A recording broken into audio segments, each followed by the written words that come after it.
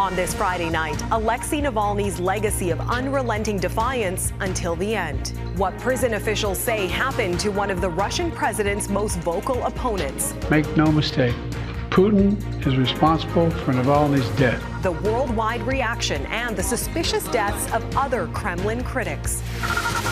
Find what Donald Trump is being ordered to pay. Even for a billionaire, an enormous amount of money. Plus, what he's not allowed to do. And royalty at the rink. Prince Harry gives wheelchair curling a whirl. Global National with Farah Nasser. Reporting tonight, Nitu Garcha. Good evening and thanks for joining us. Reaction is pouring in tonight to reports of the death of Alexei Navalny, Russia's most significant and outspoken opposition leader. Despite the risk, Navalny supporters took to the streets of Russia to pay tribute to President Vladimir Putin's staunchest critic. Navalny had been jailed since 2021 on what many saw as false charges. His wife delivered a surprise and charge statement shortly after the news surfaced, making it clear who was to blame if the reports were confirmed. Я хочу, чтобы Путин, все его окружение. Yulia Navalnaya said, "I want Putin and all of his entourage to know they will be held accountable for what they've done to our country, my family, and to my husband." Those sentiments also being felt by many in the West. Redmond Shannon begins our coverage. Alexei Navalny on Thursday, appearing in court via video link from an Arctic prison colony, jokingly asking the judge to wire him some money. On Friday, prison authorities said the vocal critic of Russian President Vladimir Putin had died, having collapsed after a walk. International condemnation came quickly. We don't know exactly what happened, but there is no doubt that the death of Navalny was a consequence of something that Putin and his thugs did. Next month, Russian voters are expected to re-elect Putin as president. I'm shocked, said this woman, but she added she doesn't think Navalny's death was political. Many vocal opponents of Putin live outside Russia, like Dmitry Moskovsky. Maybe they want to put down the people who could have potentially protest against the elections. Over more than a decade, Navalny's primary focus was outing corruption among Russia's elite. These are people who are trying to steal my country, and I strongly disagree with it. I'm not going to be, a kind of speechless person right now. He was regularly arrested and prosecuted on charges widely seen as politically motivated. In 2017, he received chemical burns when sprayed with a green dye. A year later, he was blocked from running for president. Then in 2020, Navalny fell dangerously ill on a flight in Russia and was flown to Germany for treatment. Tests there said he'd been poisoned with a variant of the Russian-made nerve agent Novichok. When he recovered, he made two fateful decisions. He flew back to Russia, where he likely expected to be arrested, and was. Days later, he then posted a slickly produced documentary on YouTube about a secluded billion-dollar mansion he alleged was owned by Putin. Tens of millions of people watched it. Navalny would never leave prison again. In 2017, he told 60 Minutes on CBS why he thought his work was worth the risk. I think I'm ready to sacrifice everything for my job and for the people who are surrounding me. I'm not let them down. And I'm trying not to reflect about it all the time. Alexei Navalny was 47. Redmond Shannon, Global News, London. The Kremlin has called the West's reaction to Navalny's death unacceptable and absolutely rabid. It says it has launched a probe into the incident. But for many outside of Russia, the blame has been clear and focused strictly on the Russian president. Eric Sorensen looks at Vladimir Putin's history of silencing dissent. Vladimir Putin knows these are the images of him the world would see today. In control, a normal day at a factory. While outside Russia, global reaction exploded in fury over Alexander Navalny's death. Obviously, he was killed by Putin, said Ukraine's President Volodymyr Zelensky, adding Putin doesn't care who dies as long as he retains his position. They imprisoned him, they poisoned him, they sent him to an Arctic penal colony, and he's died. And that is because of the action that Putin's Russia took. Germany's chancellor suggested Russia has changed under Putin, no longer a democracy and hasn't been for a long time. While Putin projects an image of a secure, popular leader, he cannot escape the evidence piling up that his regime uses lethal force to silence opposition. Anna Politkovskaya, a journalist, murdered in an elevator. Alexander Litvinenko, a former security agent, poisoned in England. Sergei Magnitsky, who was exposing Russian corruption, died in police custody. Boris Nemtsov, political reformer, shot crossing a bridge near the Kremlin. Even mercenary leader Yevgeny Prigozhin turned on Putin last June and was dead by August. And now Navalny. What they have in common? They stood up to Putin and died. On the West Bloc, this analyst suggested it's an act of impunity. It indicates, I think, real confidence on Putin's part that he can get rid of this thorn in his side and not see Russia suffer any real negative effects. Putin's regime has become ruthlessly efficient at squelching dissent, and there's growing support among some conservatives. Former U.S. President Donald Trump has openly admired the Russian leader. Twice you've described U.S. presidents. Interviewer Tucker Carlson gave Putin a platform to criticize Ukraine, a country he's trying to take over. You did not talk about Navalny, about assassinations. Asked about the Putin interview days before Navalny's death, Carlson said this. Every leader kills people. Some kill more than others. Leadership requires killing people. Sorry. In Russia, of course, Putin's leadership is largely accepted. Don't expect a groundswell of opposition because of Navalny's death, says this expert. Certainly on Russian social media today, very few people are talking about Navalny. I don't think his passing is going to make a huge difference. The opposition was already in disarray, and I think that's likely to continue. Russia's next election is in 4 weeks. Without some shocking development, there will be no serious opposition, and Vladimir Putin will be re-elected for 6 more years. Eric Sorensen, Global News, Toronto. Prime Minister Justin Trudeau was quick to react to reports of Alexei Navalny's death, calling it both tragic and horrifying. Trudeau said Navalny was an extraordinary fighter for both human rights and democracy. And we know how much that scares and continues to scare Vladimir Putin. Trudeau says Canada remains committed to holding Putin responsible for his actions, adding that we must continue to protect and defend democracy everywhere. David Akin has been monitoring Canadian reaction from Ottawa. David? Well, Neetu, even before Russia's full-scale invasion of Ukraine, Canada had been harshly critical of Vladimir Putin's human rights abuses and anti-democratic measures. And of course, after Ukraine was invaded, Canada, along with its allies, sanctioned dozens of Russian officials, including President Putin. This is a reminder to us of who Putin is. The fact that Navalny, a pro-democracy advocate, an opposition leader, was poisoned and then imprisoned and now is dead, reminds us of how important it is for us to stand with the people of Ukraine. Now, Russia still has diplomats in Canada, just as Canada still has diplomats in Russia. And today, protesters could be seen outside Russia's embassy here in Ottawa.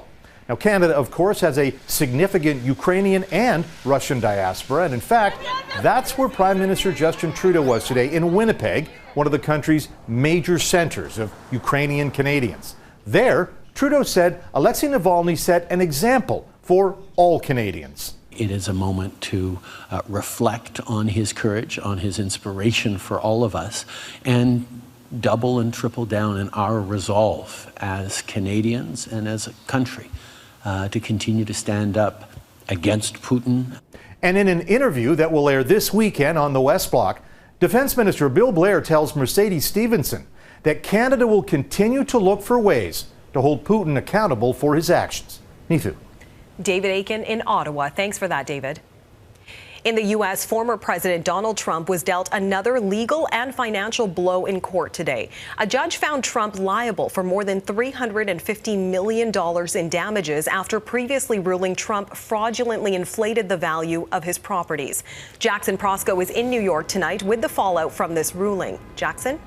Well, Neetu, New York's Attorney General believes the final damages could approach $450 million by the time you factor in interest and other penalties. This is a serious test of Donald Trump's claims of wealth, especially because the ruling also bars him from taking out any new loans to pay down this massive judgment. In a city dotted with towers bearing his name, Donald Trump faces a potentially fatal blow to his empire. Ordered to pay over $354 million in damages for fraud, conspiracy, and false financial statements leading to ill-gotten gains, the result of falsely inflating the value of his assets. So if you have a legal judgment against you, you're going to have to sell the assets you have to pay for that. Bankruptcy is not a way out of that. Justice Arthur Engoron went further, barring Trump from doing business in New York for 3 years and restricting him from taking out new loans. However, the court stopped short of dissolving Trump's company entirely. A crooked New York State judge just ruled that I have to pay a fine of $355 million for having built a perfect company. Great cash, great buildings, great everything. The only question the judge faced was how much should Trump pay, having previously ruled the real estate mogul committed fraud in a case brought by New York's Attorney General. Today we prove that no one is above the law. No matter how rich, powerful, or politically connected you are, everyone must play by the same rules. During the trial, the judge repeatedly slapped Trump with gag orders and fines for his conduct in and out of court. Now that it's over, Trump's fortune is in peril. He already faces an $83 million judgment in a civil suit brought by writer E. Jean Carroll, and now the massive New York judgment. That is, even for a billionaire, an enormous amount of money, and could create enormous cash flow problems. Simply try to take an appeal here. In delivering his ruling, the judge was absolutely scathing about Trump's conduct, saying that he and his sons displayed a lack of contrition and remorse that bordered on pathological. He also went on to say that Trump impugned his own credibility time and time again by refusing to properly answer questions during the course of the trial. Neetu? Jackson Prosco in New York tonight. Thanks, Jackson. Today's verdict is just one part of Trump's long list of legal troubles. Yesterday, a trial date was set over hush money payments to adult film star Stormy Daniels. That trial is set to start on March 25th. Trump will then face another trial in May for 40 criminal counts by the U.S. Justice Department. That's related to keeping classified White House documents illegally at his Mar-a-Lago estate and obstructing efforts to retrieve them. A grand jury also indicted Trump last August on 4 counts for federal charges related to efforts to subvert the 2020 election results, including conspiracy to violate civil rights related to the January 6 Capitol riots. There's no trial date yet. And in Georgia, Trump is among multiple individuals indicted by a grand jury accused of trying to overturn that state's election results. He faces 13 counts there. Trump's risk of jail time is real. If convicted on all charges, the maximum sentence could be over 700 years. It's highly unlikely he'll face that much time, but not one of those convictions would prevent Trump from holding office again if reelected. In Ottawa, a significant update in the case of a young person RCMP arrested in late December on terror-related charges for allegedly plotting an attack on the Jewish community. Today, not only have RCMP announced they are laying 2 additional charges on that individual, they've also arrested another young person as a co-conspirator. Our Ottawa Bureau Chief Mercedes Stevenson has the latest. Mercedes, what do we know so far?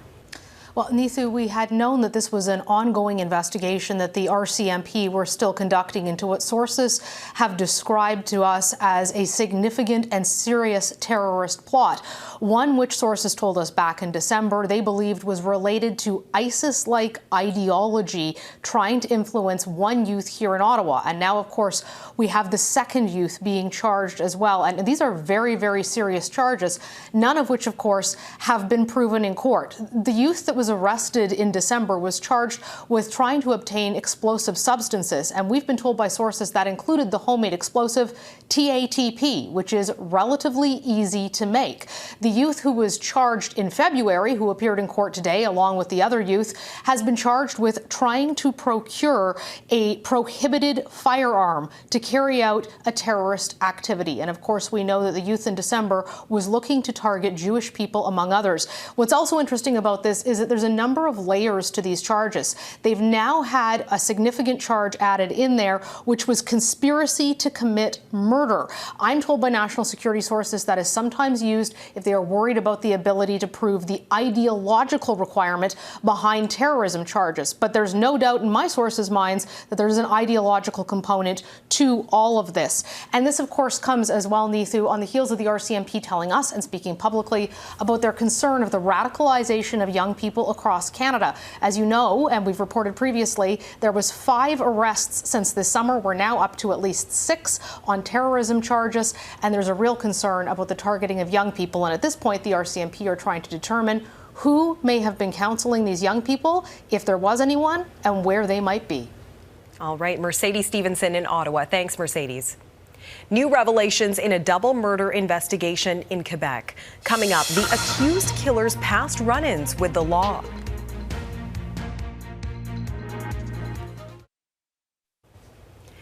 We are learning more tonight about a Quebec man accused of killing 2 women, including his mother. The 44-year-old suspect has a long history with police and was in court just days before the murders, accused of another violent crime. As Mike Armstrong reports, critics say red flags appear to have been missed. For a second day, police investigators were on site. The crime scene is on the 6th floor of what is normally a quiet apartment building. It wasn't quiet Thursday afternoon. Fabio Puglisi was arrested after police say he attacked 3 women with a knife. The 44-year-old lived in the building with his mother, one of the victims. The other 2 were neighbors. Well, he was always walking his dog, and just a quiet guy. He'd always wave to me. I'd see him from my balcony, and we'd chat sometimes. Puglisi appeared in court by video conference. Among the charges, 2 counts of second-degree murder and 1 of attempted murder. On screen, he appeared agitated, and both of his hands were bandaged. At the request of his lawyer, Puglisi is being sent for a 5-day psychiatric evaluation. So the next step is the return of the evaluation of a psychiatrist. He's going to decide if he's fit to trial.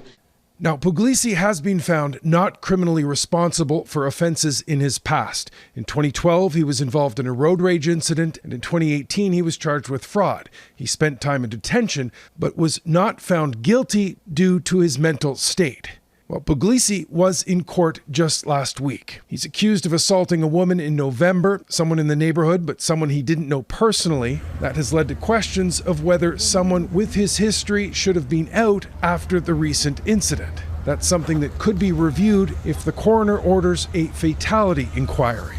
That could allow for a look at whether there were some warning signs that were missed earlier in the process. Cases where the accused is found not criminally responsible tend to make headlines, but the accused also tend not to reoffend. The recidivism rate is actually lower than people who serve sentences.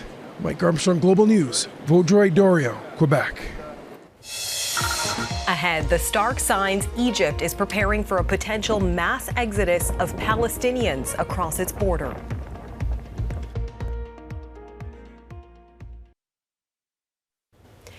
In the Middle East, Egypt appears to be building a wall and leveling land near its border with Gaza. Satellite images show extensive construction and a wall being built along Egypt's border with Gaza's southernmost city of Rafah, where Israel is planning a ground offensive. More than 1 million displaced people are in Rafah with nowhere to go. Egypt has not publicly acknowledged the construction. At least 5 patients have died following Israel's raid on a hospital in southern Gaza. The Hamas-run Palestinian Health Authority says the deaths were caused by lack of oxygen and power outages during the raid. Doctors, displaced civilians, and critically ill patients were forced to evacuate the complex. Some patients were left behind, too weak to move. Israel has accused Hamas of holding hostages at the facility. Hamas denies the claim. When Harry met Michael, next the prince rubs elbows with some Canadian royalty.